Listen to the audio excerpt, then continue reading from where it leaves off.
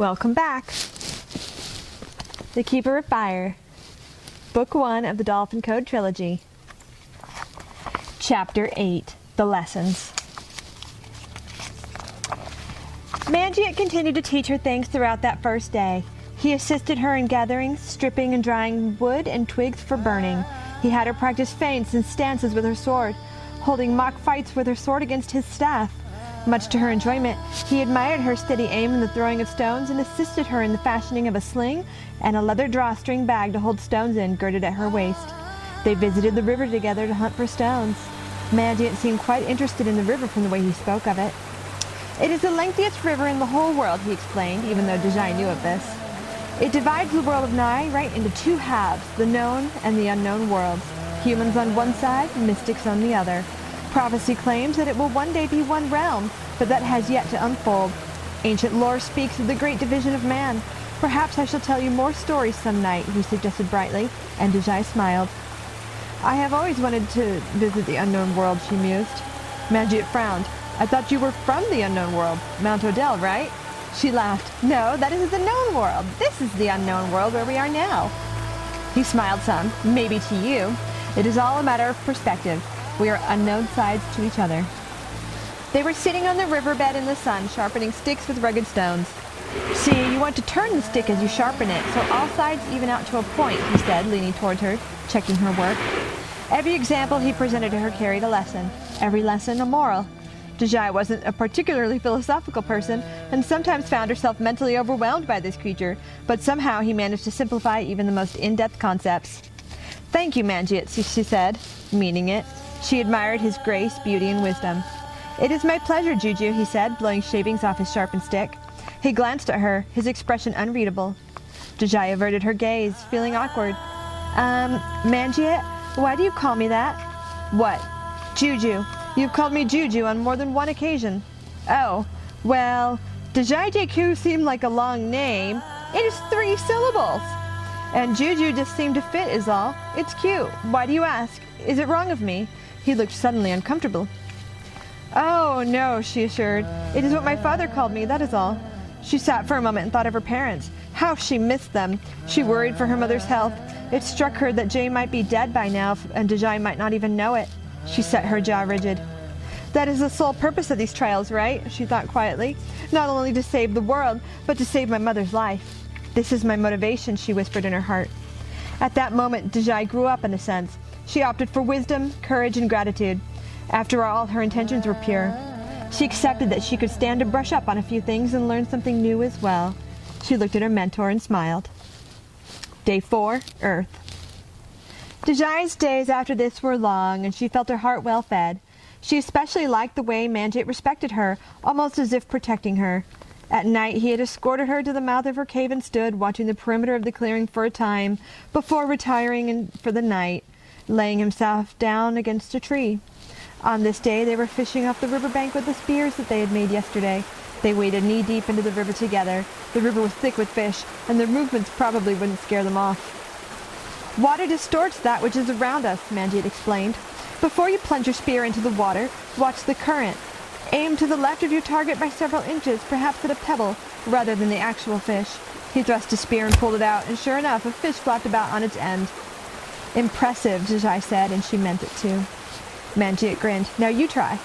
Deiji stood, legs apart, feet steady just as he had told her. She remembered how she felt when she failed on the island and how embarrassed she would be if she couldn't do it this time. She glimpsed a smooth pebble as her target just a little ways from the fish she had her eye on. She threw her spear. Nothing. Again, Mangiat snapped. She threw the spear. Again. After 2 more tries, she was delighted to see a fish squirming on the end of her stick. I did it, Deiji cried, looking up, her eyes wide and shining. I did it! They were both smiling. They walked to the shore together, and using a sharp stone, Mangiat showed her how to gut and clean her fish properly. Very good. Now, he said briskly, we will now cover a very complex procedure known as digging. See, he knelt a little. You scoop the dirt up with your hands or an implement such as a stick. Hey, Deiji cried indignant. I do know what digging is. She stopped, catching the teasing look on Mangiat's face. Mangiat, she cried, exasperated, but she couldn't help but laugh. She shoved her new friend, who caught her wrist, and they both tumbled onto the bank, laughing. That afternoon, after they had roasted and eaten their fish over Dejai's fire, which Manjiet had made her start herself, by hand, he led her deep into the forest. Bring nothing, he instructed. Easy enough, she figured. She didn't have much. She stashed her sword, spear, and sling in her bedding and met him outside. We are embarking on a nature walk of sorts, Manjiet replied to her inquiries. It is a spiritual as well as physical experience. There is much to be learned out here. Dejai said nothing, only fastened her cloak firmly at her throat. They walked for hours, mostly in silence. Shh, Manjiet said suddenly, and he held up his hand as they stepped through the underbrush. He gestured to a tree where two were joined into one trunk. They crept closer. Look. Dejai saw nothing. No, she could see a little woven bird's nest camouflaged in the crook of the tree. There were 3 little white eggs, and one of them quivered. Watch, Manjiet said, a glow of happiness on his face. As they observed the little eggs, the little birds inside began to struggle and kick until the eggs cracked. They sluggishly worked their ways out of the eggs until all 3 were free. Their feathers were matted and sparse, but their little eyes were wide, and they looked with wonder at the girl and the centaur. No, Manjiet laughed, it is not us, but wait, here she comes. He stepped back, and the mother bird flew into the nest with a bug in her beak. The 3 baby birds poked their necks out, beaks wide open, making quite a ruckus at the sight of her. Dejai and Manjiet left them to it. New life in the forest today, Manjiet said, smiling contentedly. They started walking. Everyone takes their place in the forest, he continued. No one takes or gives more than another. Everyone lives in a constant state of balance, bound by a common bond of utmost respect. Dejai nodded, surprised at her own willingness to learn from this strong, proud figure.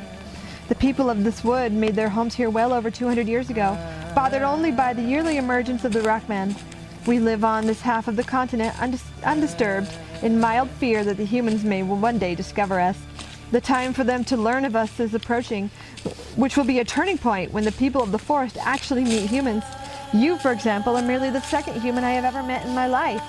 It is not very often that one of you comes into our midst. They paused, and Manjiet lovingly touched a flower.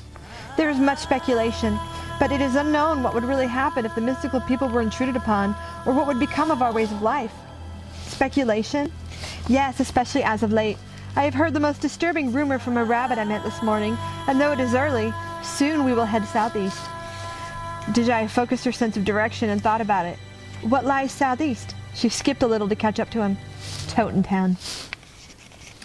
They made their camp in the woods that night. Manjiet produced some dried fish from his leather satchel. Dejai built a fire. Over dinner, Dejai told him stories of her life of Mount Odell, stories of Maya and of her parents, tales of a life that seemed so long ago and so strange to what her life was now. And she told him of her adventures, of her time on the island, in the sea, and what it was to be in the deep forest now. And she spoke of Mowat. When she said his name, Manjiet stopped, stared, his eyes wide. You know Mowat? He asked, surprised. Yes, Dejai exclaimed. I do. And you? Yes, he is the teacher of life. Each element of Nigh has its own keeper, and Mowat guides us all. He once took me under his wing and put me through many trials, leaving me in charge as the keeper of the deep forest. He is Jaina's spouse, and often sends me messages through her. He what? She sputtered, shocked. Jaina is his spouse? Indeed, long ago he chose her as his link to the earth, as mother of all life and all elements. And so he chose, and she accepted. And this is what it is now. It is the highest honor that she would remain here in the element of the earth for her roots. But she does have roots and branches that extend to other places. That is incredible. They sat silent for a while. Why does Jaina always look so sad? That, Manjiet said sternly, you shall have to ask her for yourself. Day 5, Earth. Dejai awoke very early under her cloak and waited until she heard Manjiet's movements before rising. They picked berries for a brief breakfast before heading on their way. We will fish when we get to the river, Manjiet promised as they hiked through the woods. We are nearly there. They stepped into a clearing, and Manjiet cocked his head, listening to something she could not hear. He grabbed her arm gruffly. He turned towards her, looking very serious. Believe me, Juju, when I say this. It is of the utmost importance that you remain quiet and do not run. Motion will make you a sure target. Even if you do not like what you are about to see, you must be quiet. So be still and observe. He knelt into the brush, and Dejai followed suit, wondering idly of ticks. They watched the meadow quietly for a quarter an hour. Dejai's legs were beginning to burn and cramp. Then she saw Mother Doe and her fawn moving into view to graze in the field. They grew silent and alert. Dejai wondered if the deer had smelled them, but then she saw it. A cougar! It was crouched low, creeping forward in the grass. Does it see us? Dejai whispered. Manjiet silenced her with his hand.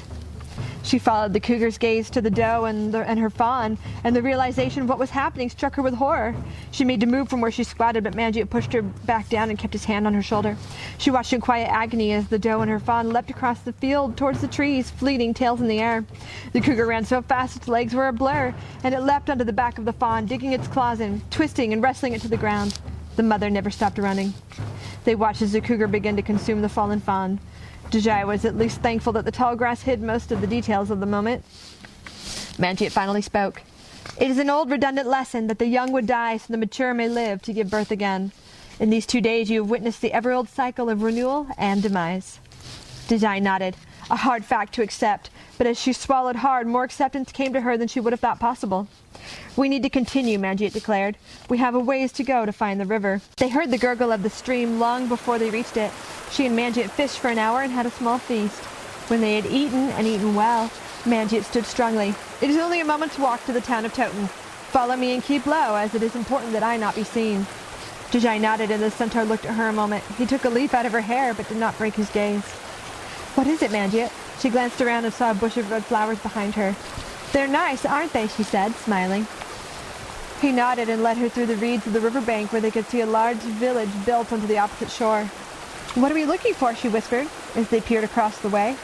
It is rumored by the trees that the king human Jibhadson has quartered an army on Toten Town, or so the rabbits tell me. The king? Why would he do such a thing? That is what we are here to find out. Deiji glanced at him. Well, you can hardly walk over there and ask them yourself. I think they might notice that you weren't quite the same. It would start a panic. I know, he said matter-of-factly. That is why I brought you along. He grinned. Toten Town. Deiji crossed the river at a small spot upstream around the first bend. The edges of the shore very nearly touched. A tree had fallen across the divide, and she had no problem walking precariously across it. Once she entered the village, she was surprised at the feelings of old familiarity, even though she had never visited this town before. How strange it was to see buildings and fences and huts and shops. Things she had not seen in near a month, although it felt like years. Villagers went about their daily routines, paying her little heed. She walked through the village paths, feeling very foreign. How am I to find out the soldiers' plan? She muttered secretly to herself, noting the wild, hardened appearance of the soldiers who loitered about the huts, and the fearful, timid faces of the farmers. Deiji stepped into the blacksmith's shop. Please, sir, she asked of the soot-covered man who was beating heated steel with a heavy hammer. Which way to the elder's hut? The man grunted and nodded towards the hut at the top of the hill on the edge of town. Deiji bowed in thanks and made her way along the path. She tentatively knocked on the splintered doorpost and waited. Declare yourself, snapped a very disgruntled voice. I am Deiji of Mount Odell, your honored elder, and I have need to speak to the village head. Enter, the voice sounded. Deiji stepped inside, brushing aside the full-length curtain that hung across the threshold. It was dim and humid inside, and the whole place reeked of incense. A lone woman wrapped in a lavender tunic of sheep's wool sat in the middle of the hut like a goddess. What brings you so far from the mountain, Deiji? The woman asked her steadily, taking a pull off a long, slender wooden pipe. She could see a cane propped against the wall beside her pillow. Honored elder, Sit, the woman commanded, breathing out a stream of smoke. And I am called the honored lady Nia. Deiji obediently sat cross-legged on the pillow dictated and faced the elder. She accepted with a slight bow the pipe and flint the woman presented to her. After a few short puffs, for Deiji was not yet skilled in the ways of smoking, she passed it back to the woman. Honored lady, I am here to inquire as to the nature of the soldiers who are quartered in this town. What purpose and duty do they serve? She felt lightheaded. The elder blew out stale smoke and pushed fresh leaf into the pipe with her thumb. They have not said. Is that not unusual? It is quite unusual, child. In all my years I have never heard of the king supplying no reason for his army's purpose. It is a strange thing indeed. Have you overheard anything unusual from the soldiers themselves? Deiji pressed. Even an idea of what their orders might be would be of some help. Who has sent you? The woman asked suddenly, resting the pipe on her lip. Deiji paused and chose to answer honestly. Mowat, a great teacher. I have not heard of this Mowat, she said serenely, and Deiji wondered if she had crossed the line. I do not know of anything, the elder said with finality, and she stood. Deiji followed suit. If you will, the village head said, holding back the curtain over the door. Deiji bowed and left, grateful to be in the fresh air and light once again. She walked down the village path searching for soldiers. The majority of them hung about the corral in the sun, lazily sharpening knives, kissing women, or picking vermin out of their clothes. It did not look as if they were going to stand for battle, and Deiji wondered what they were waiting for. She saw a lone tree near the corner of the fence, and it was struck with an idea. Casually, she sauntered up to the tree and rested her hands upon it. "Jaina," she murmured. "Jaina, I need you to instruct the tree to eavesdrop on the soldiers stationed here and let us know their plans. We need to know what their orders from the king are, and find out if we can stop it." Deiji stepped away, feeling a pair of eyes on her. She turned and saw Nia staring at her with piercing gray eyes. She walked away into the village, resisting the urge to look again.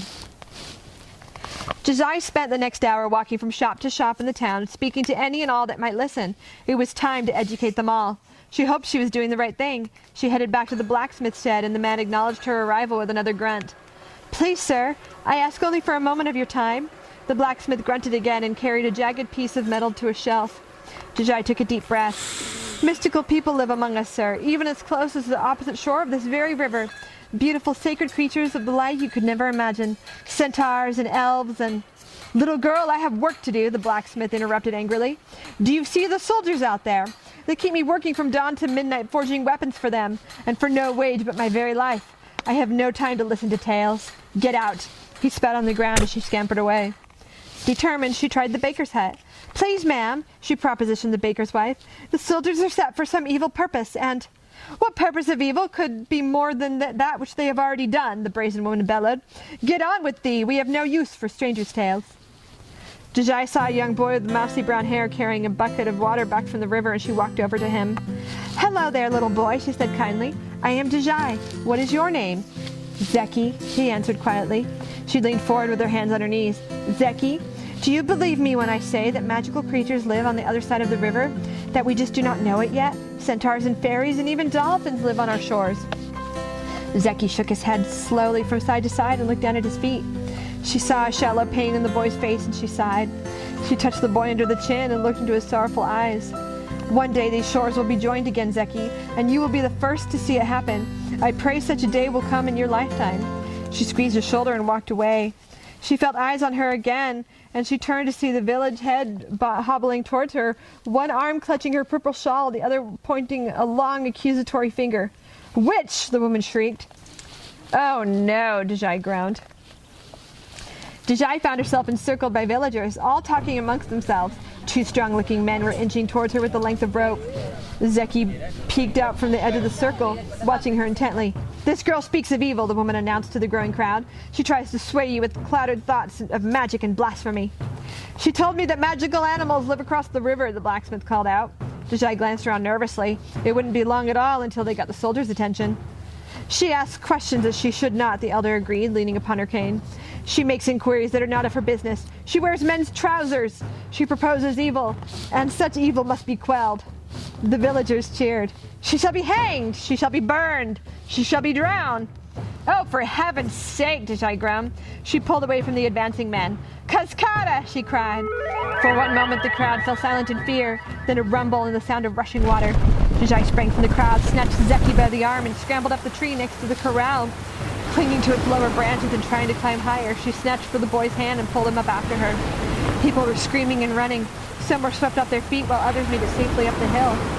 They felt the tree buckle as a wave of water rocked against it. Deiji watched the water recede, and she jumped back down from the tree. She ran towards the river and did not look back. The deep forest. "So they thought you were a witch?" Manjia asked, greatly amused. "Oh, yes, it was quite funny. Next time you get to play ambassador." She stomped on ahead of him, slinking in and out of the brush. Manjia laughed good-naturedly. They were walking north through the grass, following the river away from the town of Toten. "Did you learn anything of the soldiers' plans?" "No, I did not," Deiji admitted. "But I called upon Jaina through a tree stationed near the army, and I asked it to be a spy for us. Jaina may have the information when we return." "And the villagers' knowledge of us?" "Completely unaware. I tried to tell them of all mystical presence, but they did not listen to me." "But they have been told?" "Yes." They walked further. "Will we go see Jaina now?" Deiji inquired. "No, we have that which is yet to be done. We will continue north." They stopped in the early evening to fish and rest. "Best sit and preserve your strength, Deiji," Manjia instructed. "We have some long nights ahead of us." Deiji did not question further, but she was intrigued. That night they made camp, but no fire. Deiji sat on a log, and Manjia lay next to her, folding his forelegs beneath him. "Tonight we look to the stars," he began. She followed his gaze skyward. The dome of the night sky was clear, and the stars shone very brightly, and Deiji found a new appreciation in nature. Deiji, we are one planet of many. Each of those stars is the sun of a world as real as ours. We do not know if these others are hosts to life, or if they are anything like our planet here, but we do know that their planetary trajectory routes and rotations in respect to ours. It is very mathematical and bears incredible significance. There are 12 signs, classified by element. Those elements are fire, water, earth, and air. They are the 4 quadrants representing ardor, emotion, power, and intellect. A fire sign is inspirational, passionate, self-motivated, and looks easily ahead to their own future. She lowered her gaze to meet his eyes. You are a fire sign, Juju. What does this mean? It means you are stubborn, my lady, he grinned. But it also means you are joyful in your very existence, an adventurous spirit, pioneering courage, and a soul that cannot be restricted. Thank you. It is only who you are, my friend. You are graceful and dignified and determined. Her eyes sparkled at this, reflecting the stars. You are also intolerant, patronizing, and dramatic, he finished quickly. Deiji was thankful it was dark and he could not altogether see the flush that spread across her face. She laughed inwardly. Where did you learn of such things? From Mowat, he answered quietly. It is possible he chooses you as the keeper of fire. Deiji nodded, absorbing this thought. Continuing, Manjit said, the moon passes through lunar phases each month, resting for a night in each sign, affecting changes and the outcomes of all of us. In any case, the moon will soon pass through your sign, Juju. There are changes coming, not only to this wood, but to the world. What am I to do? Make your choices wisely. This is a very sensitive time. Within days, the Rockmen will rise and you will bear witness. I will require your assistance to protect Jaina. Can you do this? I can. Manjit's hand found hers in the darkness, then let us gaze some more. Thank you for watching, and stay tuned for our next chapter.